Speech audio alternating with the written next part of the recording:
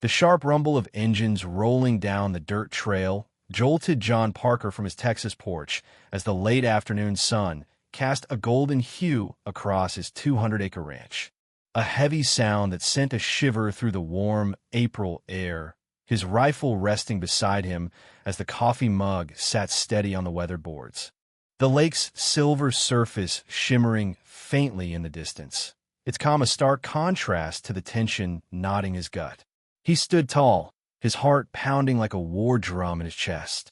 The burn scar on his forearm throbbing with a dull ache as he squinted toward the horizon, the wildflowers along the plains trembling in the evening breeze.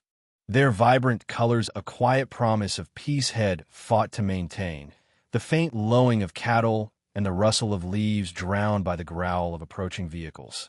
A chorus of danger that echoed across the plains. After the fiery victory over the Steel Vipers, where John's sharpshooting had repelled the biker gang, had hoped for a season to mend the ranch's wounds and Ethan's resolve, but now the air thrummed with danger, a new threat rising from the shadows of his past.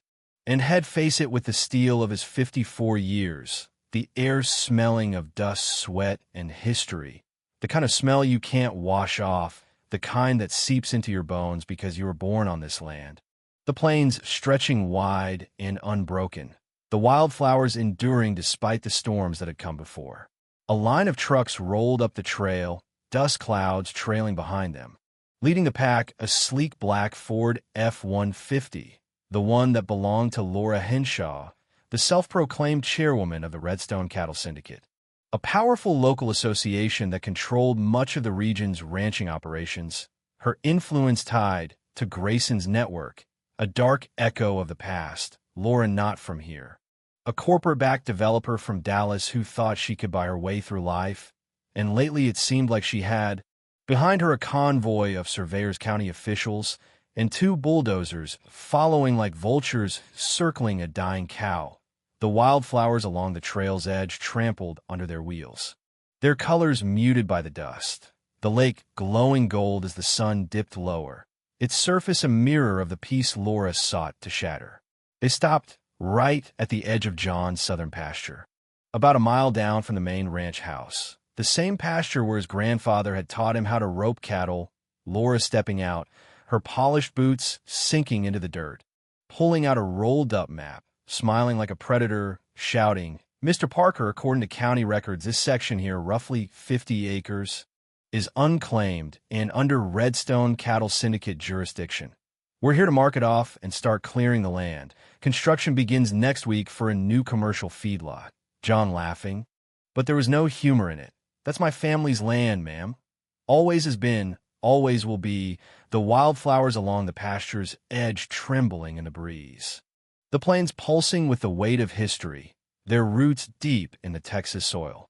Laura smirked, waving toward her bulldozers. "That's not what the records say. Sir, you might want to check with the county clerk. This land's been marked as unused and unclaimed for tax purposes. Our syndicate plans to develop a feedlot and processing plant. You can take it up with our lawyers if you like." John feeling a deep burning anger, the kind that comes from knowing someone just spit on everything your family built. His father having fought in Korea, his grandfather surviving the Great Depression and rebuilding this ranch from nothing, and now this, an outsider trying to take what wasn't hers. "You step 1 foot on this land with those machines," John warned, "and you'll see just how fast a Texas court moves when someone commits trespass."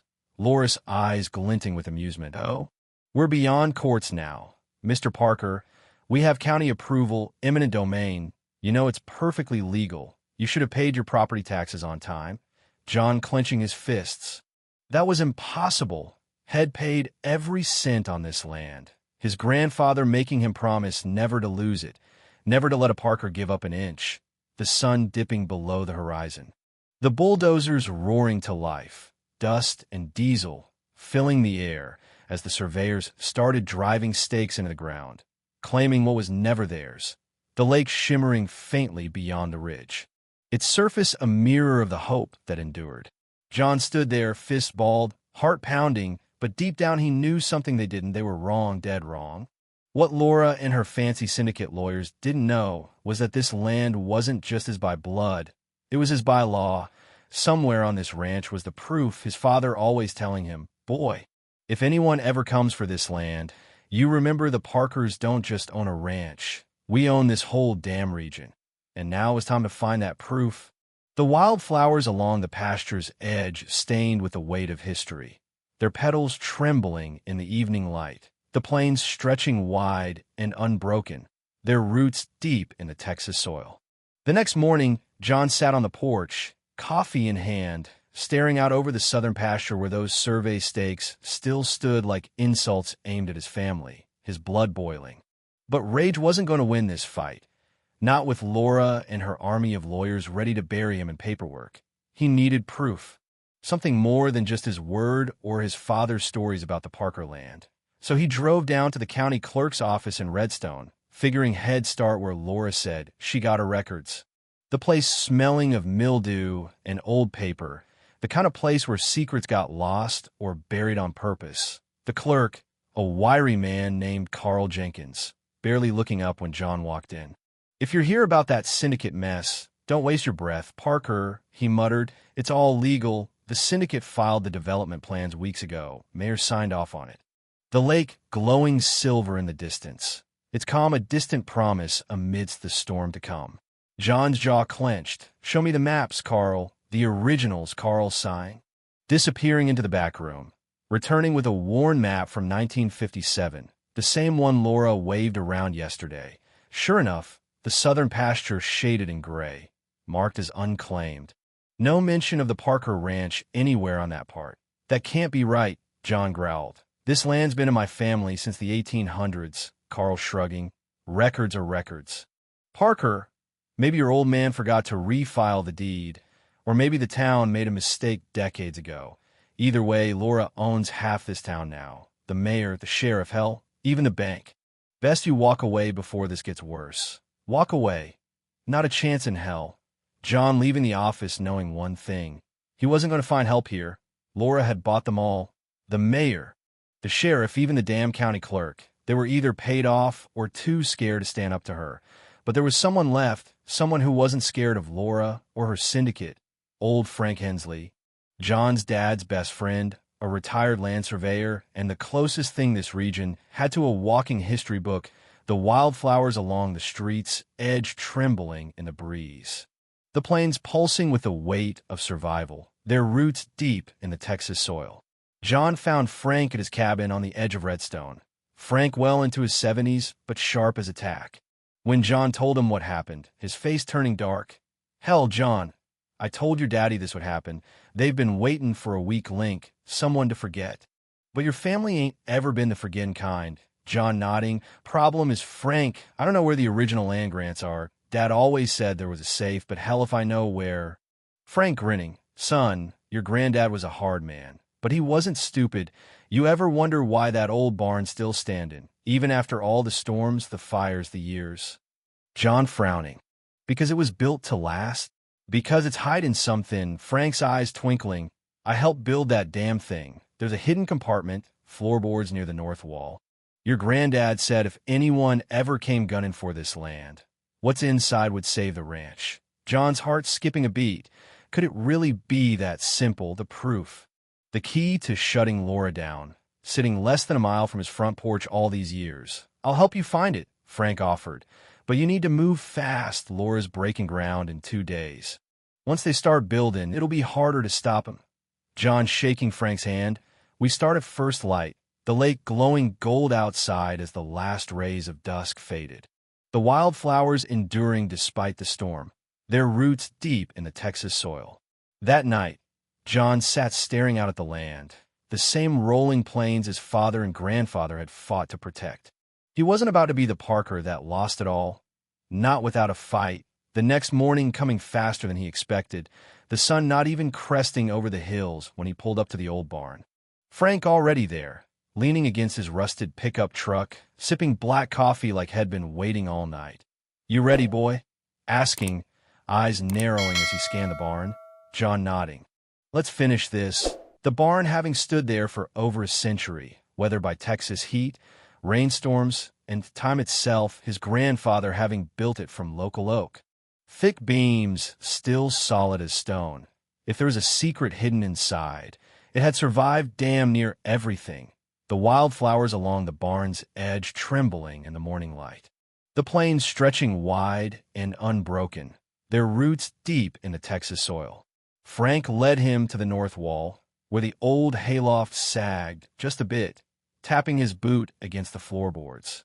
Listening for the hollow sound, after a few minutes nodding ear, together they pried the planks loose, dust and dirt choking the air, beneath the boards sitting an old iron safe. Rusted but intact, John's heart pounding so loud he could barely hear Frank's chuckle. Your granddad always said this safe held the most important papers of his life. Guess we're about to find out. The combination carved into the underside of one of the floor planks, typical of his grandfather. After a few careful turns, the safe creaking open, the lake shimmering faintly beyond the ridge. Its surface a mirror of the hope that endured. Inside were 3 leather-bound folders, brittle but perfectly preserved, the first folder holding the original 1887 land grant.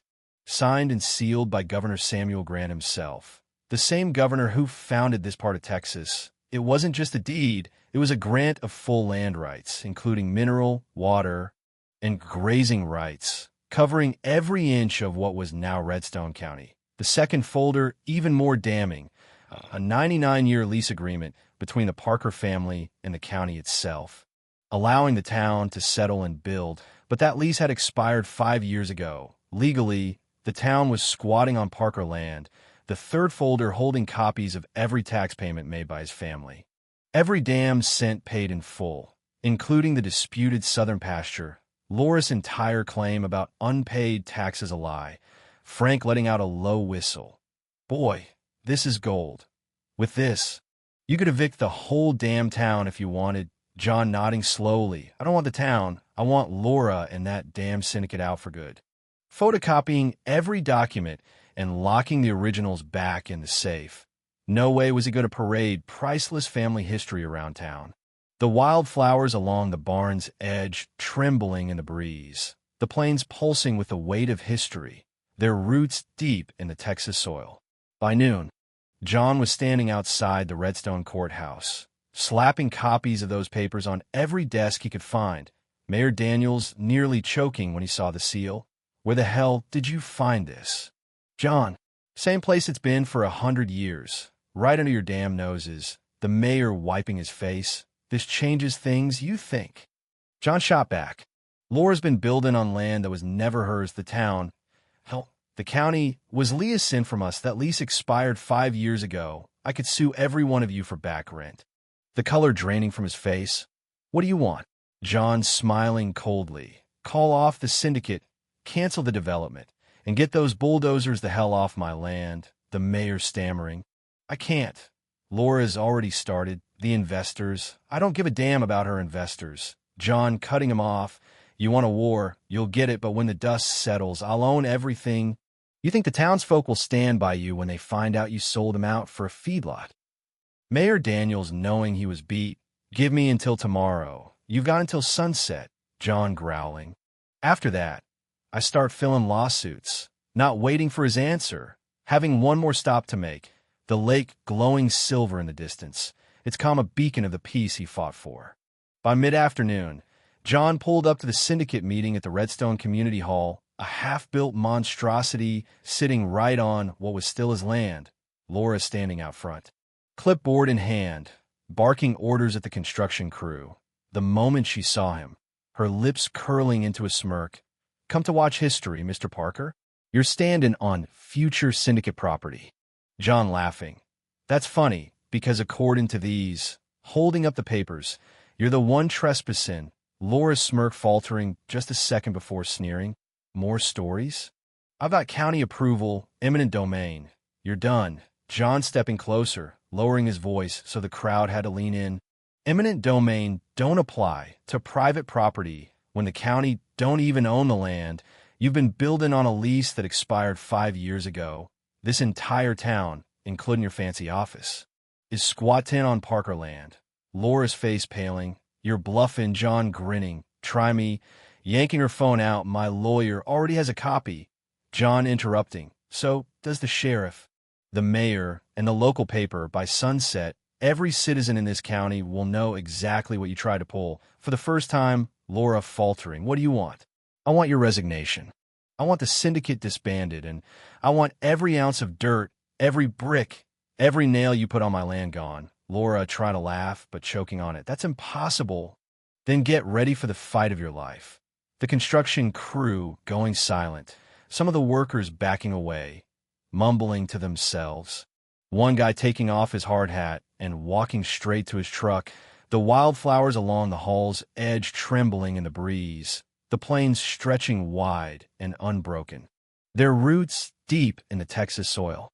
That night, John sat with Frank on the porch, watching the stars pop out one by one. You think she'll fold? Asking, Frank chuckling, she don't have a choice. Boy, that paper's worth more than any bulldozer she can rent. John staring out at the land, his land, feeling something he hadn't in days. Peace. She came after the wrong family. Muttering, Frank raising his coffee cup. Damn right, sitting in silence. Both knowing tomorrow would decide everything. The lake glowing silver in the distance. Its calm a testament to the peace they'd won. Sunrise came with a heavy sky, the kind of humid Texas air that made your skin stick to your shirt. John barely sleeping. Today the day ended one way or another by 9 o'clock a.m. The Redstone town square packed, word spreading fast once John made those papers public. Half the county showing up, ranchers, townsfolk, even the local news van. Folks who'd ignored him days ago now wide-eyed, whispering to each other as they read the copies of the Parker land Grant had handed out. The mayor, looking like he hadn't slept either, calling the emergency town meeting to order. Laura Henshaw showing up late, sunglasses on, flanked by two slick lawyers in $1,000 suits, walking like she still ran the place. That about to change, the wildflowers along the square's edge trembling in the breeze, the plains pulsing with the weight of history, their roots deep in the Texas soil. Before we begin, John standing, his voice carrying across the square, I want the record to show that this land, this very courthouse, and the ground we're standing on sits on Parker property as of 5 years ago. The lease expired. Every inch of Redstone is by law mine. A gasp rippling through the crowd. Laura scoffing, waving a dismissive hand. That's ridiculous. No judge will uphold that besides. You can't evict an entire town. John smiling coldly. Don't need to. I just have to evict you. Her lawyer standing. Mr. Parker, eminent domain, isn't worth a damn if the county don't own the land. John cutting him off. You build on my property without permission. That's trespassing, fraud, and theft. Sheriff Hargrove had stayed silent the whole time, finally speaking. I checked the documents. They're real. Parker's telling the truth. Laura's face going pale. I hereby serve notice, John continuing, that the Redstone Cattle Syndicate is dissolved. Effective immediately. All fines, fees, and liens imposed by the syndicate are null and void. The townsfolk erupting, some in cheers, others in shocked disbelief. Clara Hensley from the saloon wiping a tear from her cheek. Damn right, John. Damn right. The wildflowers along the square's edge trembling in the breeze. The lake glowing silver in the distance. It's calm a beacon of the peace he fought for. Laura's lawyer stammering. You can't just disband a syndicate. I just did. John saying. And you know what else? I'm imposing back rent. Since the lease expired, every structure built without my family's consent owes payment. The mayor swallowing hard. John, be reasonable. Oh, I am. John saying. You've got 30 days pay or I start tearing down every last brick. Laura shutting up. This is blackmail. No, Laura. John growling. This is justice. Lunging forward, finger in his face. You think you can bully me, you backwater hick? My investors, I don't care about your investors. John snarling. You came after my family. You came after my land. You tried to erase 150 years of history for a damn feedlot. You lose. Laura's rage boiling over. You'll regret this. John stepping closer. The only thing I regret is not ending this sooner. Sheriff Hargrove nodding. Laura Henshaw, you're under arrest for trespassing. conspiracy to commit fraud, and falsifying county records. Gasps ringing out as the sheriff cuffed her right there in front of everyone. For the first time, Laura Henshaw, high and mighty queen of Redstone, looking small, beaten, her lawyers trying to protest, but no one listening. The townsfolk finally seeing the truth, the wildflowers along the square's edge trembling in the breeze, the plains stretching wide and unbroken, their roots deep in the Texas soil. As Laura was led away, hissing, "You'll pay for this, Parker," John just smiling. "I already have in blood, sweat, and generations. This land is ours. Always has been." That afternoon, John sitting on the porch with Frank, watching the dust settle, literally and figuratively. "You did it," Frank grinning. "Never thought I'd see the day." "Neither did I," John admitting. "Damn near lost it all." Frank sipping his coffee. "Funny thing about land, John. It remembers, it keeps score of folks like Laura. They forget that." John nodding slowly. She thought this place was just dirt and acres. She didn't see the memories, the blood, the sacrifice, sitting in silence, the weight of it all settling in, the ranch safe, the town free, and Laura, well, she'd have plenty of time to think about where she went wrong. The lake glowing gold outside as the last rays of dusk faded, the wildflowers enduring despite the storm, their roots deep in the Texas soil. Weeks later, a formal ceremony was held, the town voting unanimously to remove the syndicate from the county charter, the feedlot project abandoned. The land returned to the ranch. Clara, the mayor, even the sheriff, one by one coming up to shake John's hand. "You saved us, John," Clara saying. "We forgot who we were. Thanks for reminding us." John not saying much, just nodding, words not seeming big enough for a moment like that. Instead, riding out to the southern pasture, the very land Laura tried to steal, the survey stakes gone, the bulldozers hauled away, the only sound the wind through the grass and the distant low of cattle, the wildflowers along the pasture's edge blooming anew, their colors vibrant in the Texas sun, the lake glowing silver in the distance, its calm a testament to the peace John had won. Weeks passed, the dust from Laura's downfall not fully settled, but the town starting to breathe again. Without the syndicates, chokehold, people beginning to remember what community was supposed to feel like, yet deep down, John knowing Laura wasn't done. People like her never went quietly. And sure enough, it came, a certified letter from a fancy Dallas law firm. Notice of lawsuit. Ms. Laura Henshaw versus John Parker, seeking $10 million in damages for defamation and emotional distress. John staring at the paper, jaw tight. Frank sitting nearby, whistling low. "She's got guts. I'll give her that." "She's got more than guts," John growling. "She's got someone backing her, turning out Laura's so-called investors, a corporate land development firm out of Dallas.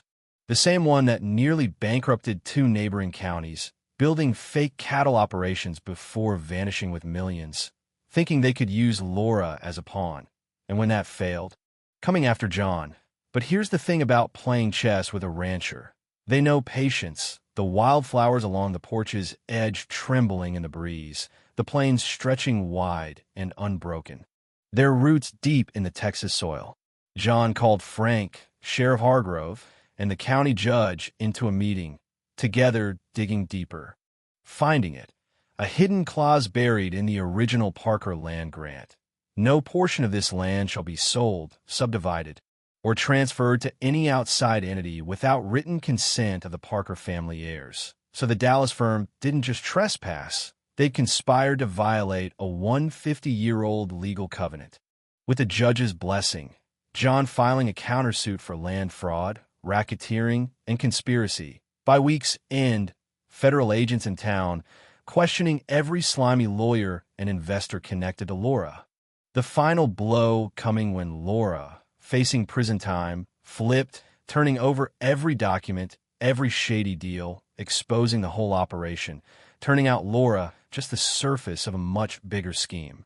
Developers having targeted the entire county, planning to build a private airstrip, luxury ranches, and even a slaughterhouse, all on Parker land. The feds cleaning house, investors arrested. The Dallas firm collapsing overnight. As for Laura, taking a deal, testifying against everyone, forfeiting all her properties, disappearing into witness protection. The lake glowing silver in the distance, its calm a beacon of the peace John had won. Months later, John stood back where it all began, the southern pasture. No more stakes, no more bulldozers. Just open land, blue sky, and the smell of fresh rain on dirt. The mayor walking up, hat in hand.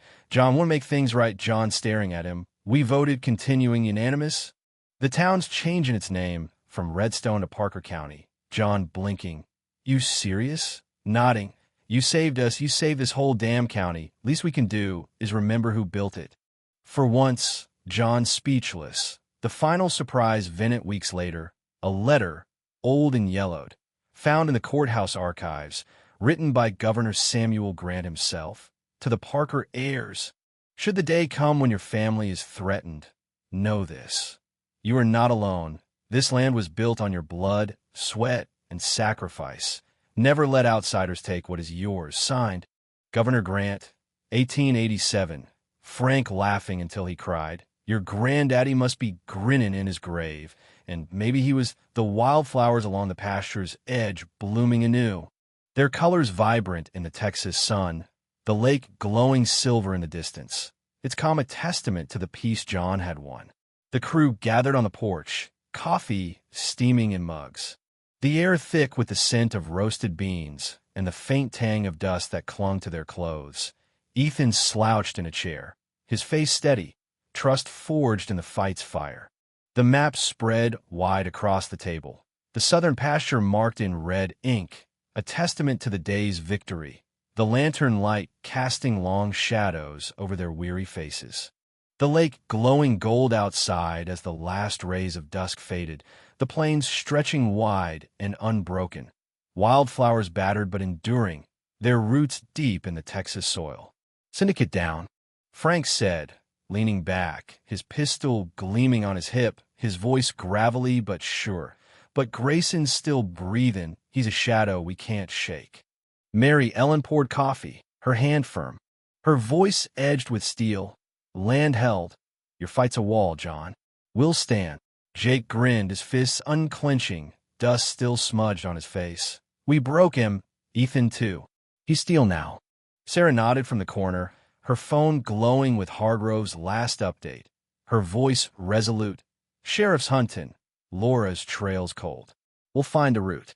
Matt tapped his laptop, fingers pausing as he met John's gaze, his tone sharp. Investors were tied to Dallas cash. Grayson's deep. I'll trace it. Won't stop till we know.